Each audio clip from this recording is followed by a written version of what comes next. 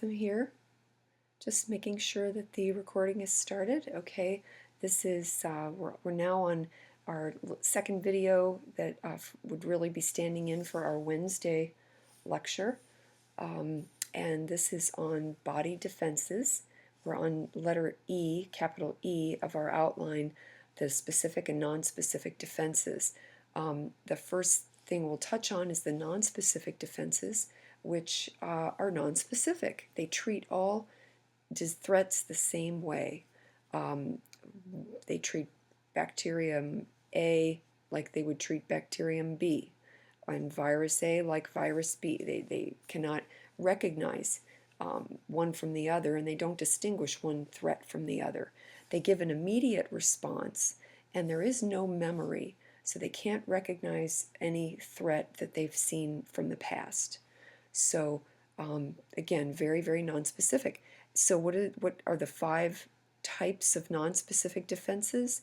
Well, they consist of physical barriers, specialized cells, inflammation, antimicrobial proteins, and fever. So these 5 different components we're going to talk about one by one. So the first one then is physical barriers, and again, we've got nice pictures here that kind of for this little table that's on the next slide.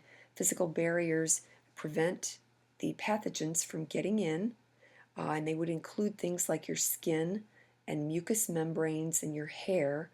Again, your skin has got many layers of closely packed keratinized cells. So if you remember from last semester, there's your epithelial layer here, your epidermis, and this top layer here is many keratinocytes that produce keratin, and that's a great protection. This sheds periodically, and it helps in the shedding process. Any bacteria, microbes that would be in the skin itself would be shed away with the skin. And there are intercellular junctions that the junctions between the cells are fairly close, so they makes a fairly tight kind of junction, so that they again, it's a good barrier. Other things like secretions that come from your various glands are very good part of the physical barrier.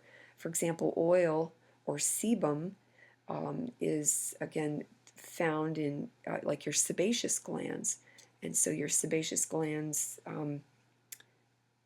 will, just physically help trap the organisms.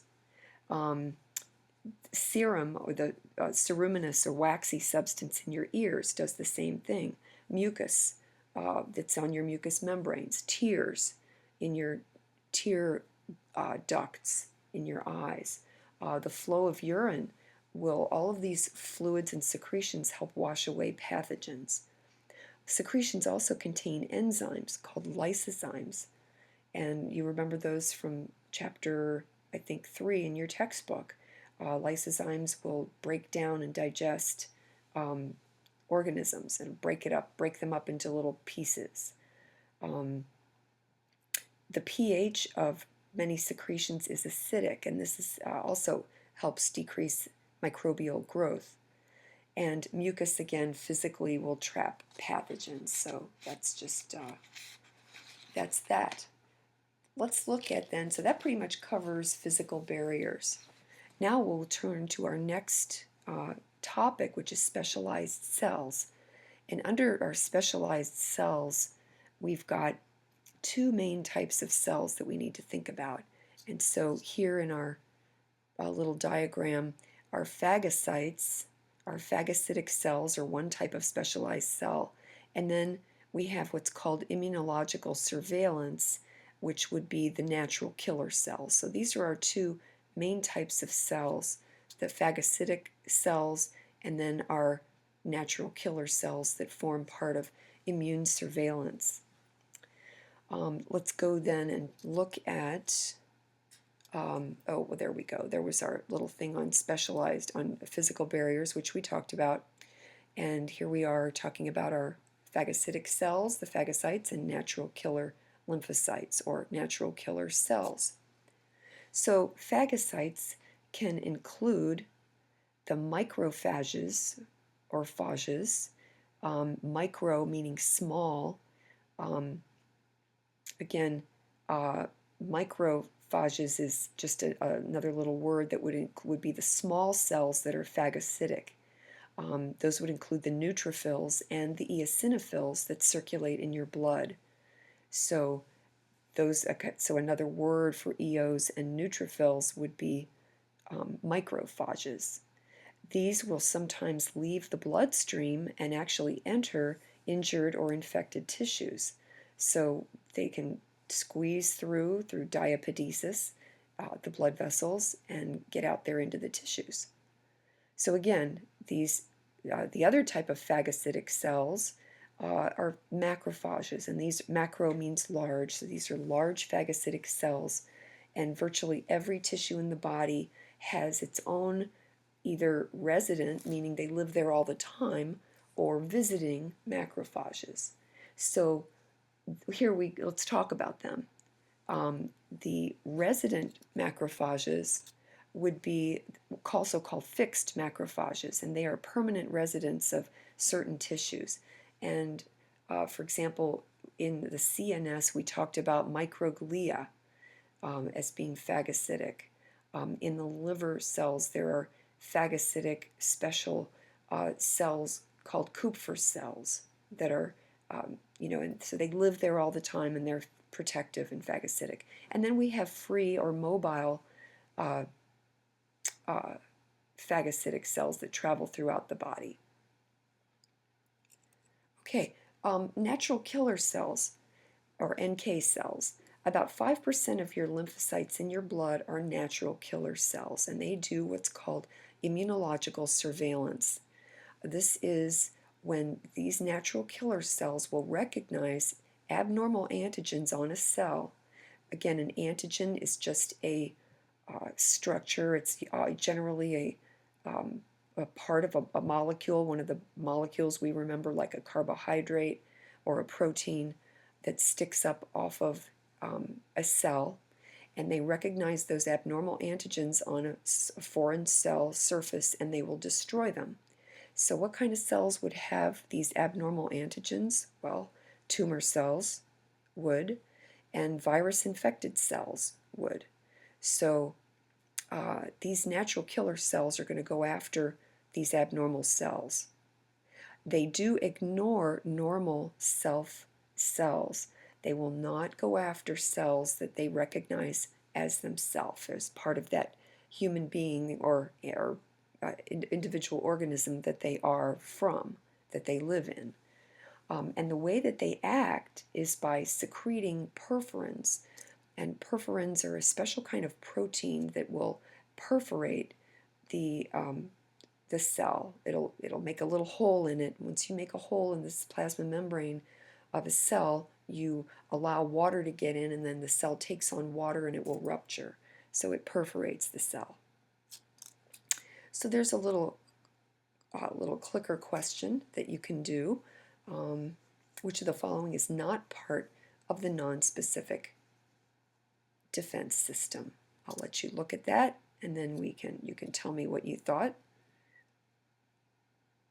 Okay, let's move on. Part 2, or number 2 of, actually this would be the third component of, let's see, that's the third component of nonspecific defense, would be inflammation. And inflammation occurs when your barriers that we talked about, the physical barriers, are broken or breached, or when somehow tissues get damaged by like physical trauma, a cut or an injury, a serious injury that allows, that just causes damage. And the function of inflammation is to prevent the spread of pathogens and try to keep it localized in a single area. It will try to get rid of the cellular debris that happens from tissue damage, because when tissue gets damaged, cells die. When they die, they have to be removed. So it helps get rid of and clean up that mess that was made by the tissue damage. Plus, it helps prepare the area for healing and repair. So what are the signs of inflammation? I think many of you know these already. But we're just going to tell you that there are 4 and you need to know them. And originally they were taught in medical schools by their Latin name. And the Latin name is the root of some words that we know today. For example, rubor means redness. So redness is one of the major signs of inflammation. The area becomes very red.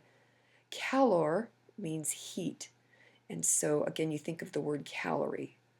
And so again, when an area then begins to be hot, you know there's inflammation there. Dolor means pain. So dolor is, again, whenever there's pain in an area, generally you can bet there's some inflammation going on. And tumor means swelling. So rubor, calor, dolor, and tumor are the 4 cardinal signs, but you can write, if you wish, the English word, which is redness, heat, pain, and swelling. Those are all very important. So what happens and how does damage to tissue cause inflammation? Well, here's how it goes. You have an injury, and when you injure tissue, it causes mast cells to release chemicals, and those chemicals will cause inflammation. So mast cells are cells in your tissue that originally, when they were circulating, when they're circulating in the blood, they're basophils. But when they live in tissues, they're called mast cells. So mast cells are very, very similar to basophils. So if you remember that basophils release histamine, well, here you go. Mast cells will release histamine, along with bradykinins, prostaglandins, and a type of protein molecule called complement, which we'll talk about later. So these substances will trigger the inflammatory response. So let's just look at histamine for a moment. We know that histamine, when it's released, will cause increased capillary permeability. That means that the capillary will start to leak. It'll start to release fluid. It'll get permeable, which means it'll let water move through. And that will, when water leaks out into the tissues, it causes swelling. Histamine also will cause increased blood flow to the area, causes more blood to flow through, which will then cause redness and heat. And then because an histamine will cause pain, again, one of the reasons histamine will cause pain is because when you start having swelling, it's going to injure or stimulate the sensory neurons, and the various other chemicals that are released in inflammation will also trigger sensory neurons. They trigger pain. So chemicals can stimulate pain. All right, well, once we have all this vasodilation and increased vascular permeability, then we have other things will start to happen.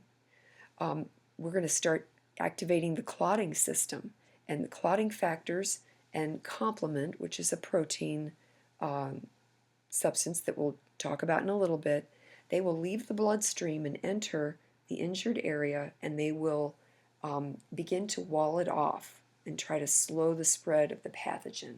If there's any bleeding, then the clotting will be happening, and the attempt is to kind of wall things off to kind of stop the spread. Also, all this vasodilation and increased permeability will attract phagocytes to the area, like neutrophils and macrophages. And there's the increased heat that's caused will increase the rate of enzyme activity in your cells. Whenever you increase temperature, you will, up to a certain point, you'll increase enzyme activity, which will then trigger those cells like neutrophils and macrophages to be even more active and do more phagocytosis and more chemical reactions that are related to working to protect you and deal with this injury. So those, that basically right there was the process of inflammation, kind of in short. And we may go into this a little bit more as we go on, as we talk in lecture. But let's go out to point number 4, the antimicrobial substances. There are two main antimicrobial substances: interferons, or antiviral proteins, and complement proteins. And I think in the interest of having these videos not be too huge, I think I'm going to stop here, and we'll do the last 2 points on the next video. Thank you. We'll do the antimicrobial substances and fever on the next video. Thanks.